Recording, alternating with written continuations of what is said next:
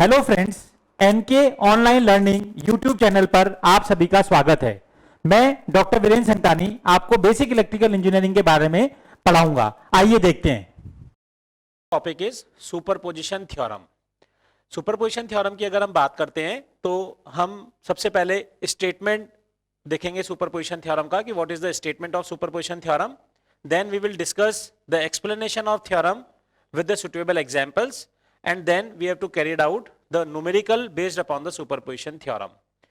जहां तक कि स्टेटमेंट की हम बात करते हैं, as per superposition theorem when any electrical network containing two or more than two sources in a circuit, then as per superposition theorem we can take one source at a time, find the current in the circuit whereas the other sources are replaced by their internal impedances respectively, and then at the end we can calculate the algebraic sum of the currents.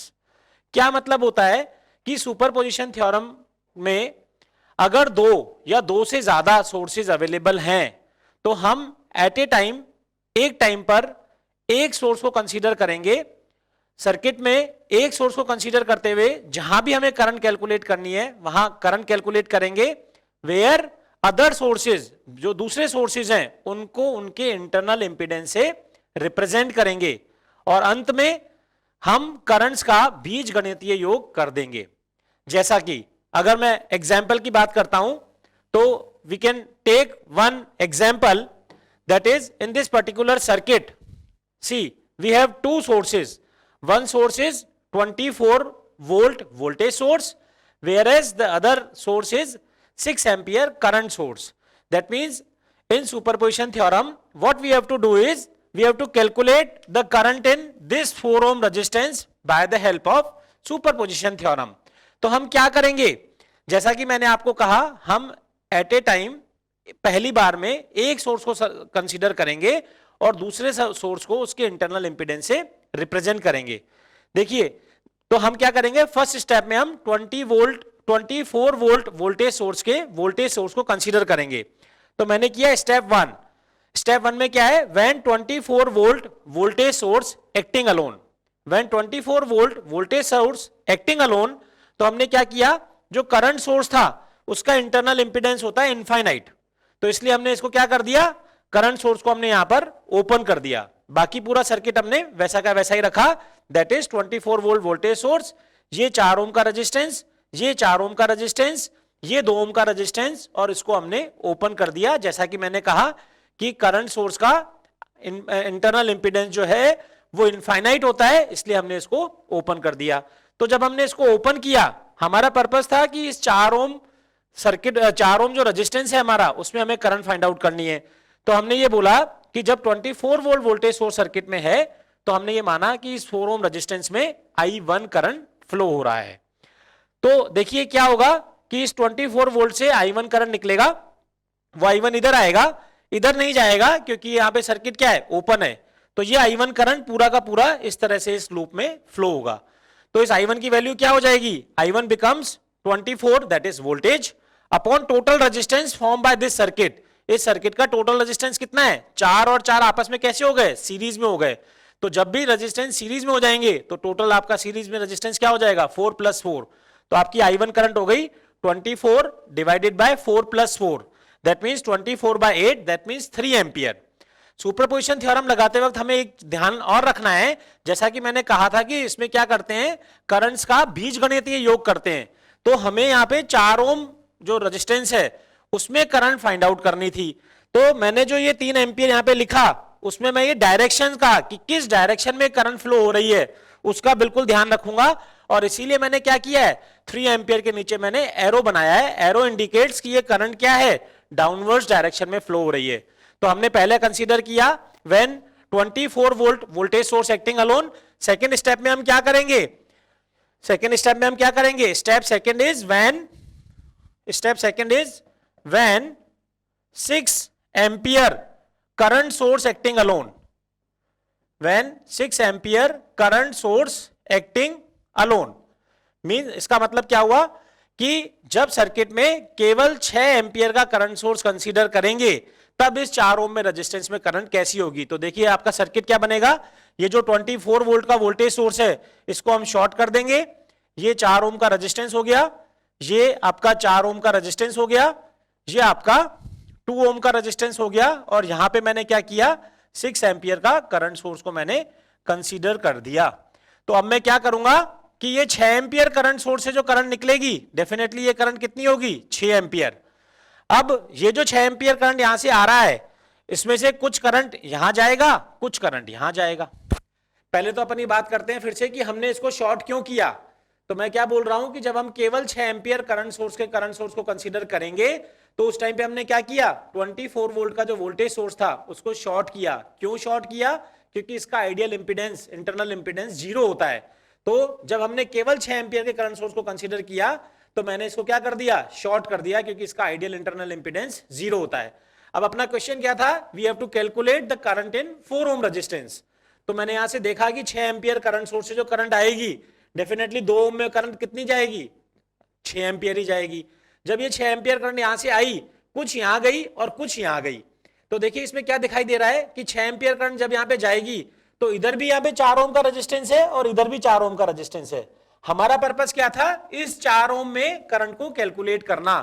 तो मेरे को देखते ही क्या पता लगा कि 6 ampere में से, क्योंकि दोनों इक्वल मैग्नीट्यूड के रेजिस्टेंस हैं, दोनों में 4 ओम और 4 ओम का रेजिस्टेंस है, तो डेफिनेटली 6 एंपियर में से 3 एंपियर करंट तो यहां चली जाएगी और 3 एंपियर करंट यहां चली जाएगी। तो अगर मैं इसको करंट बोलता हूं I2 और इसको करंट मैं बोलता हूं I3, तो I2 करंट मेरी क्या हुई, 4 ओम रेजिस्टेंस में 3 एंपियर करंट हुई, और ये भी कैसे हुई, डाउनवर्ड्स डायरेक्शन में करंट हुई। ठीक, तो जब मैंने स्टेप फर्स्ट में केवल 24 वोल्ट वोल्टेज सोर्स को कंसीडर किया तो करंट थी 4 ओम रेजिस्टेंस में 3 एंपियर और डाउनवर्ड्स डायरेक्शन में।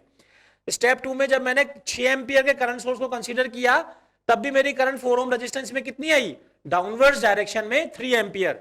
तो as per superposition theorem, current total I, that I was this current in 4 ohm resistance। तो I करंट क्या हो जाएगी आपकी, I will be I1 plus I2। I1 current देखिए कौन सी थी, ये वाली करंट, जब हमने 24 वोल्ट वोल्टेज सोर्स को कंसीडर किया था, 3 एंपियर डाउनवर्ड्स। I2 करंट कौन सी थी, जब हमने 6 एंपियर करंट सोर्स को कंसीडर किया, 3 एंपियर डाउनवर्ड्स, यानी दोनों ही करंट डाउनवर्ड्स, इसलिए आपकी टोटल करंट कितनी आ जाएगी, 3 + 3। That means total current I is equal to 6 ampere, और उसका डायरेक्शन क्या रहेगा, डाउनवर्ड्स डायरेक्शन में रहेगा। तो we have calculated the current in 4 ohm resistance using the superposition theorem. तो सुपरपोजिशन थ्योरम की हम बात कर रहे थे, हम न्यूमेरिकल देख के इसको समझते हैं। क्या क्वेश्चन है, calculate the current in 4 ohm resistance. इस 4 ओम रेजिस्टेंस में हमें करंट कैलकुलेट करनी है यूजिंग सुपरपोजिशन थ्योरम। तो देखिए अब क्या है इस सर्किट में कि we have 3 sources at a time, that is 12 volt voltage source, 6 volt voltage source and 6 ampere current source। That means we have total 3 sources in a circuit at a time। So as per superposition theorem, what we have to do, that in step first what we have to do, that when 12 volt voltage source acting alone. क्या मतलब हुआ इसका, कि हमने क्या consider किया कि जब सर्किट में केवल 24 वोल्ट का वोल्टेज सोर्स अगर हम बोल रहे हैं कि एक्ट कर रहा है, तो सर्किट किस तरह से बनेगा। देखिए कि ये 4 ओम का रेजिस्टेंस ऐसा का ऐसा आ जाएगा, यहां पे हमने कंसीडर किया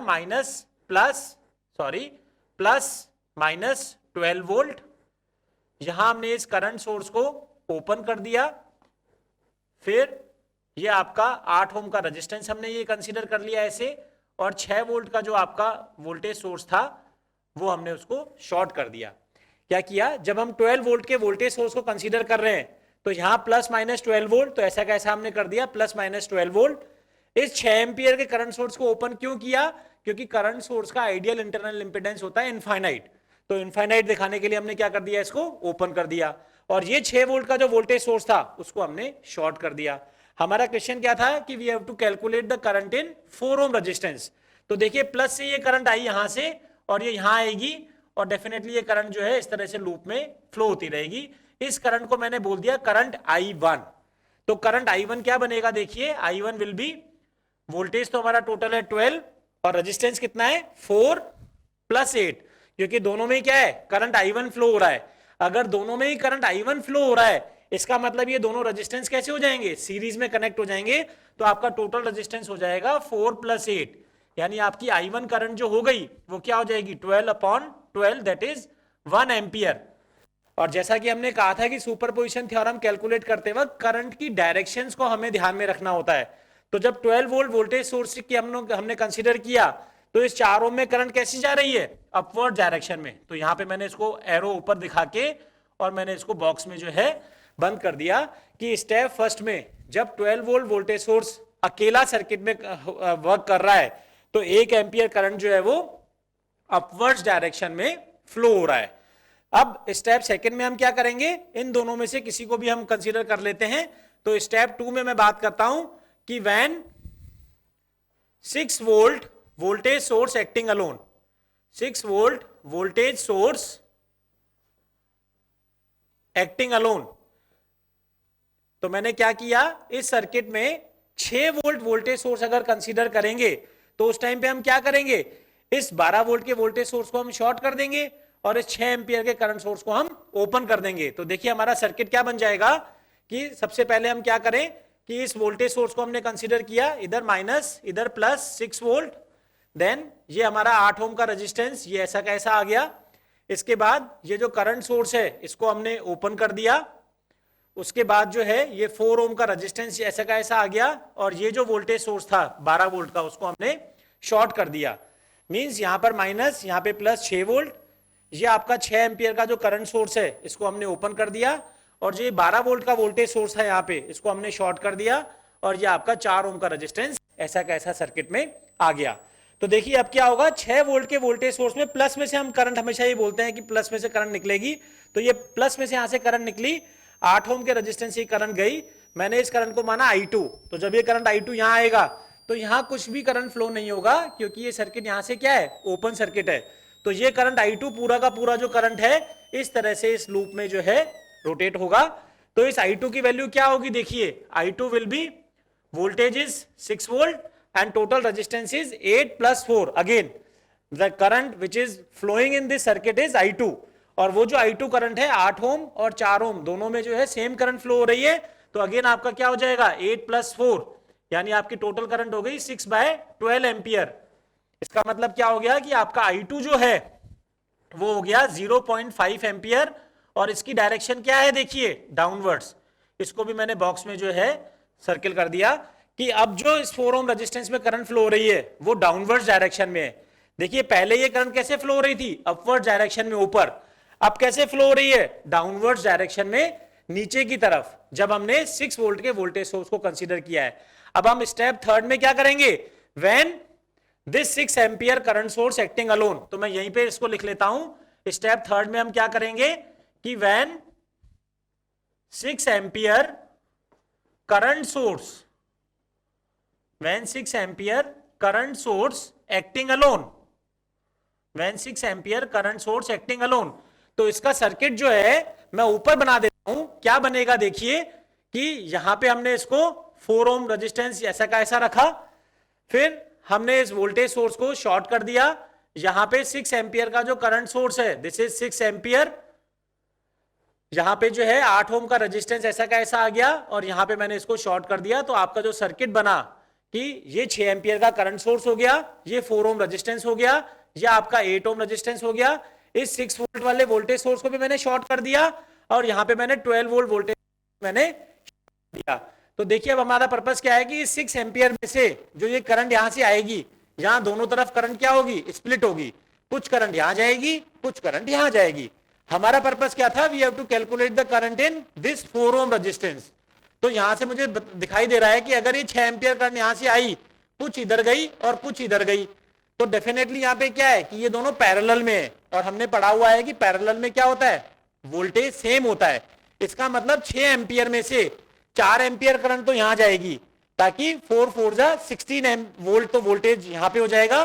सिमिलरली अगर 2 एम्पियर करंट यहां जा रही है तो 8 2 जा 16, यानी यहां पे भी 16 वोल्ट हो जाएगा। That means this current in 4 ohm resistance, अगर मैं इसको बोलता हूं I3 और इसको बोलता हूं I4, तो I3 कितना हो जाएगा, I3 की वैल्यू कितनी आ जाएगी 4 एम्पियर, और वो भी कैसे आएगी, डाउनवर्ड्स डायरेक्शन में। तो जब हमने 6 एम्पियर करंट सोर्स को कंसीडर किया तो ये करंट आपकी आ गई I3 equal to 4 ampere downwards direction में। तो एज पर सुपरपोजिशन थ्योरम हमें क्या करना है, लास्ट में करंट्स का बीजगणितीय योग, जिसको हम बोलते हैं सम और algebraic sum of the currents. तो final current as per superposition theorem I will be, I1 देखिए अपवर्ड डायरेक्शन में था, तो मैंने इसको सपोज मान लिया कि पॉजिटिव कर दिया मैंने इसको, तो इसको मैंने बोल दिया 1 एम्पियर। I2 कैसे था, डाउनवर्ड डायरेक्शन में था, तो मैंने इसको कर दिया माइनस का 0.5 एम्पियर। और I3 भी कैसे था, डाउनवर्ड डायरेक्शन में था, तो मैंने इसको कर दिया माइनस का 4 एम्पियर। तो अगर मैं टोटल करंट I कैलकुलेट करूंगा तो वो क्या निकल के आ गया, माइनस का 3.5 एम्पियर। और फाइनल करंट क्या बोल रही हूं, क्या बोला मैंने, डाउनवर्ड डायरेक्शन। तो मैं ये कहूं कि 3.5 एम्पियर डाउनवर्ड डायरेक्शन में या 3.5 एम्पियर अपवर्ड डायरेक्शन में। तो that is the total current in 4 ohm resistance using superposition theorem.